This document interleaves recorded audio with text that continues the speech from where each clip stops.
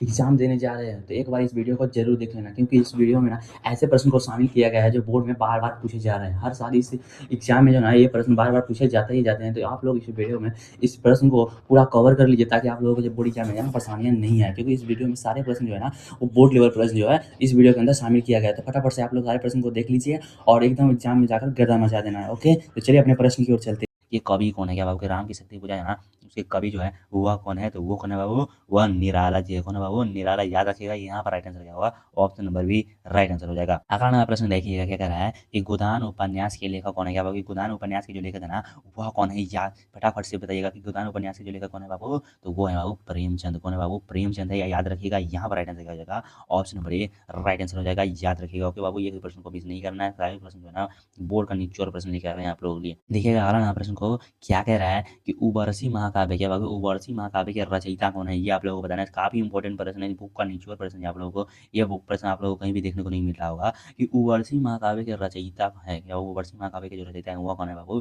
तो वो है हमारे कौन? वो दिनकर जी हैं। याद रखिएगा कौन बाबू? दिनकर जी है। यहाँ पर राइट आंसर होगा option number B right answer हो जाएगा। देखिएगा 4 नंबर प्रश्न को कि कामायनी किस विद्या की रचना है? क्या बाबू? कामायनी जो है ना वह किस विद्या की रचना है? ये आप लोग को बताना होगा। जो कामायनी है ना बाबू वह क्या है बाबू? तो कामायनी एक क्या है बाबू? वह महाकाव्य है। क्या है बाबू? एक महाकाव्य है। याद रखिएगा क्या है बाबू? महाकाव्य है। यहाँ पर राइट आंसर क्या होगा? Option number C right answer हो जाएगा। 5 नंबर प्रश्न बहुत ध्यान से देखिएगा कि कबीर किस काल के कवि है? क्या बाबू? कि कबीर जो है ना वह किस काल के कवि है? तो कबीर जो किस काल के कवि थे ये सभी लोगों को पता होगा। वह भक्ति काल के कवि थे। किस काल के कवि थे बाबू? भक्ति काल के कवि थे। यहाँ पर राइट आंसर क्या होगा? Option number B right answer हो जाएगा, भक्ति काल।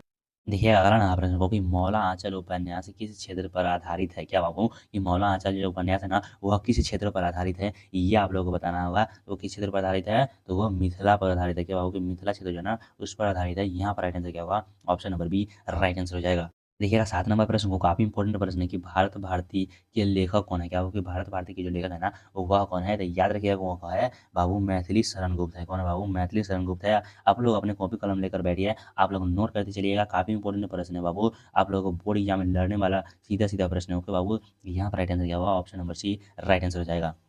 देखिएगा 8 नंबर प्रश्न को काफ़ी महत्वपूर्ण प्रश्न है कि साकेत किस भाषा में लिखा गया है? क्या हो कि साकेत जो है ना वह किस भाषा में लिखा गया है? ये आप लोगों को बताना होगा। तो साकेत जो लिखा गया था ना बाबू वह हिंदी भाषा में लिखा गया था। किसमें? हिंदी भाषा में लिखा गया था।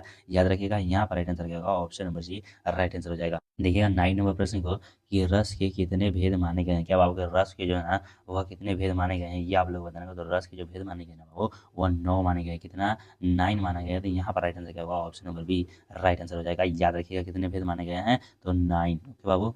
देखिएगा 10 नंबर प्रश्न को ध्यान से कि आयज्ञ का वास्तविक नाम क्या है? क्या होगा? आयज्ञ जो है ना उसके वास्तविक नाम क्या है? तो उसका नाम जो वास्तविक है ना बाबू हरिश्चंद्र क्या हो? सच्चिदानंद हीरानंद वात्स्ययन आयज्ञ। ओके बाबू, यहाँ पर राइट आंसर क्या होगा? Option number B right answer हो जाएगा।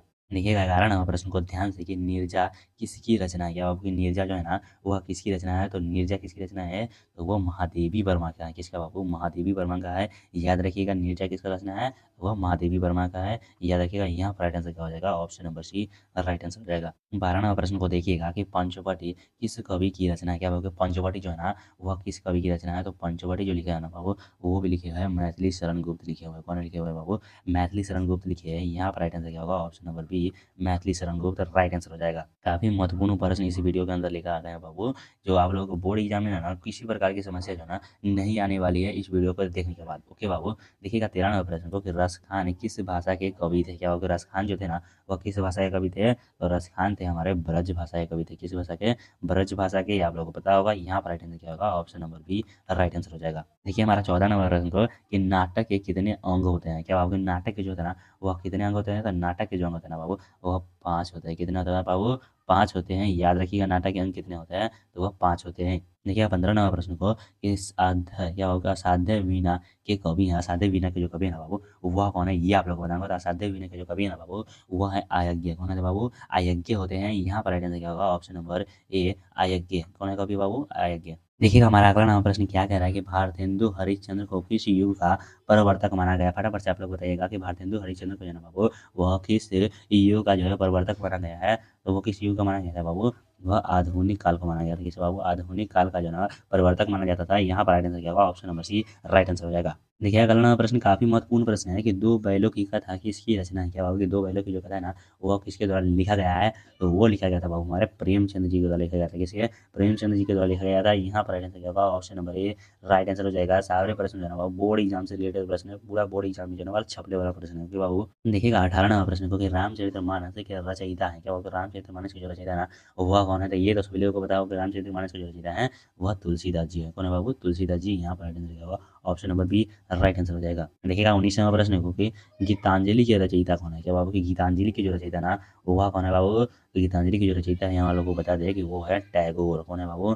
टैगोर है। आप लोग नोट कर लीजिएगा अपने। तो देखिए 20वां प्रश्न को कि सूरदास किस रस के कवि माने जाते हैं? क्या होगा कि सूरदास जो है ना वह किस रस के जो कवि माने जाते हैं? तो वो सभी लोगों को पता होगा वह श्रृंगार रस के। किस बाबू? श्रृंगार रस के कवि माने जाते हैं। यहाँ पर राइट आंसर क्या होगा? Option number B right answer हो जाएगा। और वीडियो आप लोगों को अच्छा लगा तो वीडियो को लाइक कर दीजिएगा और चैनल को सब्सक्राइब कर दीजिएगा और अपने दोस्तों में शेयर कर दीजिएगा ताकि आप लोगों को उसकी भी तैयारी जो है वो अच्छे तरीके से हो सके। ओके बाबू। 21वां प्रश्न हमारा देखिए क्या कर रहा है कि निबंध सम्राट किसे कहा जाता है? या निबंध सम्राट जो है ना वह किसे कहा जाता है? तो वो कहा जाता है बाबू आचार्य रामचंद्र शुक्ल जी को। किसको बाबू? आचार्य रामचंद्र शुक्ल जी को कहा जाता है। यहाँ पर राइट आंसर क्या होगा? ऑप्शन नंबर ए राइट आंसर हो जाएगा। देखिए अगला प्रश्न होगा कि तार सप्तक के संपादक किसने किया? क्या होगा? तार सप्तक के जो संपादक है ना वह किसने लिखवाया था? तो वो किया था बाबू अयज्ञ जी। कौन किया था बाबू? अयज्ञ जी किया था। यहाँ पर राइट आंसर क्या होगा? ऑप्शन नंबर ए राइट आंसर हो जाएगा। देखिएगा 23 नंबर प्रश्न होगा रीतिकाल के प्रमुख कवि कौन है? रीतिकाल के जो प्रमुख कवि कौन माने जाते थे? तो वो माने जाते थे बिहारी जी। कौन बाबू? बिहारी। यहाँ पर राइट आंसर क्या होगा? ऑप्शन नंबर ए राइट आंसर हो जाएगा। देखिए काफ़ी इंपॉर्टेंट प्रश्न हमारा 24 नंबर प्रश्न है कि मधुशाला के रचयिता कौन है? क्या आपको मधुशाला जो है ना उसके रचयिता कौन है? तो मधुशाला के जो रचयिता है ना बाबू वो हमारे क्या है? जो हरिवंश राय बच्चन है।